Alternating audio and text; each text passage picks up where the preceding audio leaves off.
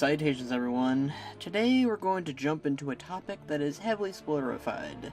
If you haven't done and watched the finale for 8.2.5's war campaign for Battle for Azeroth, I suggest doing so before watching this video. So with that in mind, let's begin. I stated some time ago that I would cover a video discussing the future of Calia I when discussing both Rathian and Zakan. I wanted to wait for more information before I made such a video, and with the new patch, I do have something to go on now. Sylvanas Windrunner, as you may know, has abandoned her title as War Chief, as well as her role as leader of the Forsaken. As the now deceased leader of the Horde rebels, Varrock Sarfang successfully managed to make Sylvanas blurt out her true feelings regarding the Horde. Now, not everyone was particularly swayed by Sylvanas' outburst, and still believe she'll come back for them. But others see the bigger picture and believe Sylvanas has well and truly forsaken them. Pun entirely intended. So, with Sylvanas gone, who do we have to fill the role of the leader of the Forsaken? Well, at this current time, we really only have two characters who could fill such a role, in my opinion. One being Calia I. Calia is the eldest sister of Arthas, which I'm sure you all know who that is, and has actual royal blood from Lordaeron. She was killed by Sylvanas Windrunner at the Gathering of the Forsaken and humans within Arathi in the Book Before the Storm, but was afterwards revived by Anduin Alonta's Fall and the Naru Sara, becoming one of the first light undead in the process. She's since been taking care of Derek Proudmoore, who also recently became undead due to Sylvanas' machinations in the Horde war campaign, when his body was discovered lost at sea. Sylvanas raised him with the intention of manipulating him into betraying the other Proudmoores, but as we know, Bane stopped that from happening. After the end of the Fourth War, as it is now being called, you can actually spy, or if you're Alliance, meet with Jaina, Derek, and Calia in their own little home within Stormsong Valley. The discussion of helping others after the war is brought up by Jaina in this instance. This to me is referring to the Forsaken, who are pretty lost without their queen, and is Derek who encourages her to do so with hope. Coincidentally, the one who sends the Horde to spy on this meeting is Lilian Voss, who has some choice words to say about it that makes me believe that she might be a second candidate for the leader of the Forsaken. Lilian Voss was a Forsaken raised in the early days of the Cataclysm by Sylvanas' Valkyr.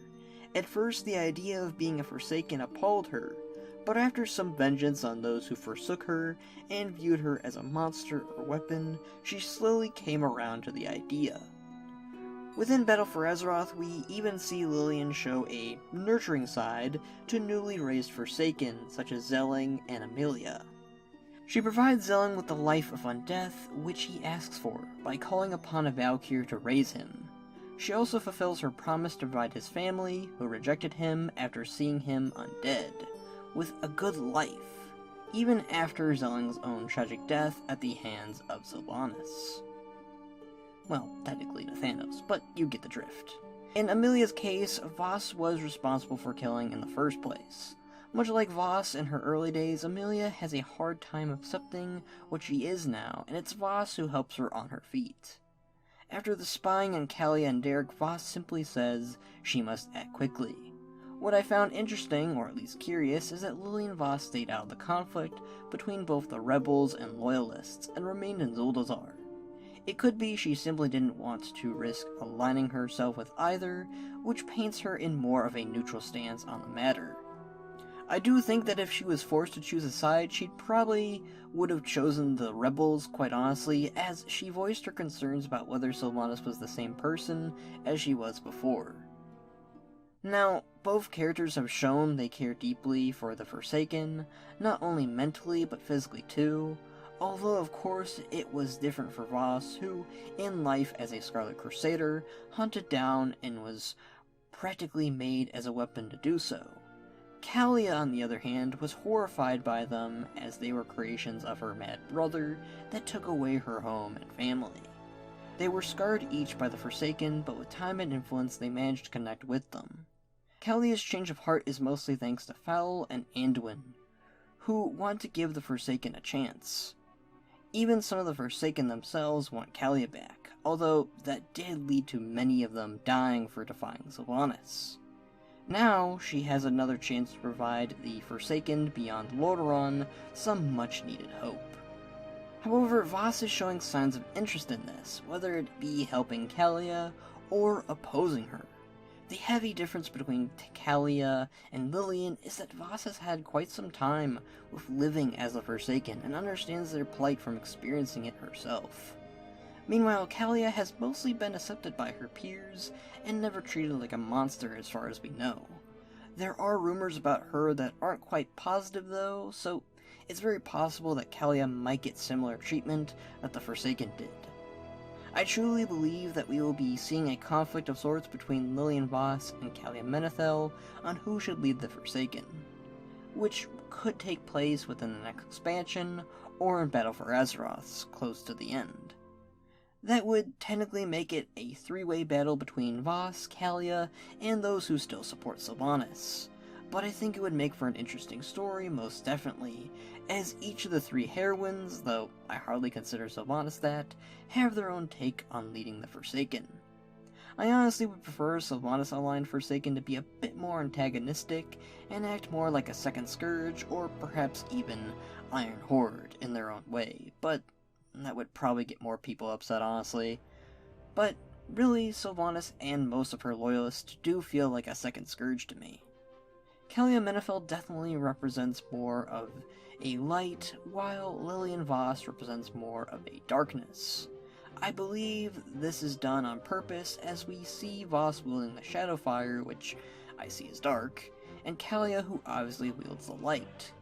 Though her specialization in Legion was that of a disciplined priest, so it could be argued Calia wields both light and shadow, but that was prior to her transformation, so It's not so much of a stretch to believe Calia would resurrect the Forsaken, similar to how she was with the aid of the Naru.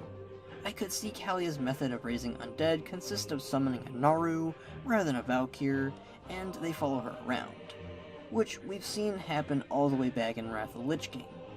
I could see them look similar to Thanos, or perhaps even Duralian, without the cost of another to replenish them, and in a way making them look more alive and less rotted than before, perhaps even more upright. This could work as a new appearance similar to the Straightback Orcs just for the Forsaken, or as an allied race for the Alliance, which I think makes more sense as Calia is definitely Alliance leaning right now, since she's friends with Anduin and Jaina.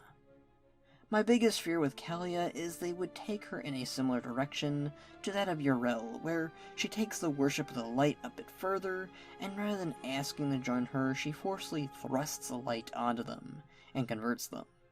It doesn't help when you supposedly have a Naru who orchestrated this whole revival with Calia, and it could lead to ulterior motives. A big theory of mine with this could be that Calia would call out to the now dead First Paladins of the Order of the Silver Hand, and would induct them within her new Forsaken faction. Though again, I'm not particularly fond of this, as it makes some characters' deaths pretty demeaned, like Uther or Tyrion. I think it would be better to have it be a choice, if there even is a body left of these, big paladins like Uther and Tyrion. I suppose the idea of Uther coming back isn't one I'm totally against, though. And we now know Turalyon isn't totally against the idea either, since they still follow the light, and I could see Fowl and Turalyon potentially in this faction as well, if it's an alliance faction. Lilian Voss, as stated, has a horn that can call upon a Valkyr, and that Valkyr can raise the dead, as it did with Zelling. This might have been an oversight, but I could see the bargain Sylvanas made with the Valkyr now change hands with Lilian, just for a different reason. That, or just have the one Valkyr forced to work with Voss, regardless of Sylvanas' deal. I would worry if they had Voss just reviving people left and right like Sylvanas did, but I think Voss is far more scarce with this ability than Sylvanas and her lackeys are. We did see her constantly warn Zilling of the hardships of the Forsaken, so I doubt we'll see Lilian abuse this power of necromancy. Ultimately, I see Voss representing the most likely candidate of the leader of the Forsaken as a race, as they are way more aware of her and would probably fit more with her style, quote-unquote, than Calia's. The Menethil title really does carry a lot of weight with the Forsaken, and I do think for some of them, they might not be so happy to see a Menethil again, despite loving their long-deceased king Tyrannus Menethil. By allowing the Forsaken to choose their own leaders, it gives them way more freedom than it did with Sylvanas, when she ruled over them. Allowing the Forsaken to remain in the Horde for accepting them for who they are, or allowing them to rejoin the Alliance and starting a whole new experience, possibly with their families again. The alternative route could be Lilian and Calia working together in leading the Forsaken, especially if we see more Alliance and Horde interaction going forward, but I have a hard time seeing that happen. Although I do think this would be far more interesting where the characters could argue and debate as a dual leadership. Derek could be a perfect bridge for this, as he's not exactly a light Forsaken quite yet, and if Calia is truly one of a kind, then perhaps he'll act as a mediator of sorts between the two leaders, perhaps even be a kinder than Thanos, like a second in command of sorts, I think that'd be cool. Also bear in mind, the Horde and Alliance are both understandably on the fence with the Forsaken, although I do think the overall tone they want to show is that the Forsaken aren't all under the thumb and influence of Sylvanas. I imagine a battle of sorts for who should lead might cause a fuss between the Alliance and Horde. I could see this being a great aftermath story for the two factions to deal with, quite honestly. There's a lot they could do with the story going forward beyond Battle for Azeroth. We've got so many different stories that they can now do, with the Banshee Queen revealing her true feelings regarding the Horde. I would love it if we just get more faction taking on a new identity, but holding on to some of what made them special in the first place.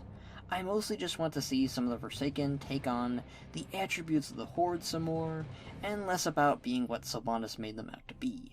No more Blade, please. Just no more of that stuff. That stuff can go with Sylvanas. Just take it with her. Get out of here. I hope you all enjoyed this discussion and speculation video. I'm really curious to see where the Forsaken are going forward after Sylvanas basically left them. Will Calia lead them? Will Lilian lead them? Let me know what you all think down below. Go ahead and give this a like, give it a share, and well, if you didn't like it, I suppose, give it a dislike, I guess. Ring that blasted bell if you want to get notified about this channel whenever we upload stuff.